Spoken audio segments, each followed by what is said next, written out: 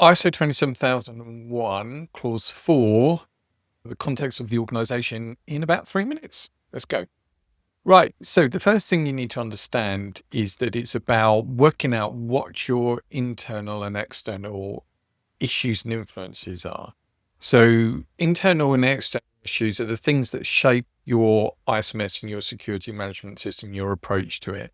For example, the culture, you might not have great understanding about information security, and that's something that you really want to work on. So that might be an internal influence. Or maybe your business has just purchased another business and they're incorporating them into your overall processes. That's an example of something that's going on internally within your business that is definitely going to shape how you approach your security and what you need to communicate to people.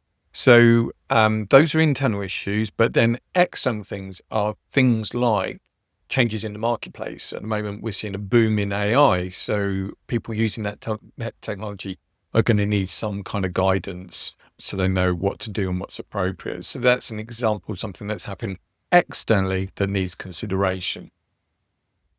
Next in that clause 4 is identifying interested parties. So this is saying like, who is interested in my security? Well, anybody that I'm handling the data for, my customers, the employees themselves. If I'm processing employee data, they want it handled in a sensible manner.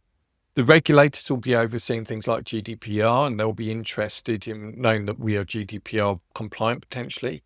Our shareholders, our senior leadership team, our chairman, they're all going to be interested to a certain degree that it's being taken care of responsibly.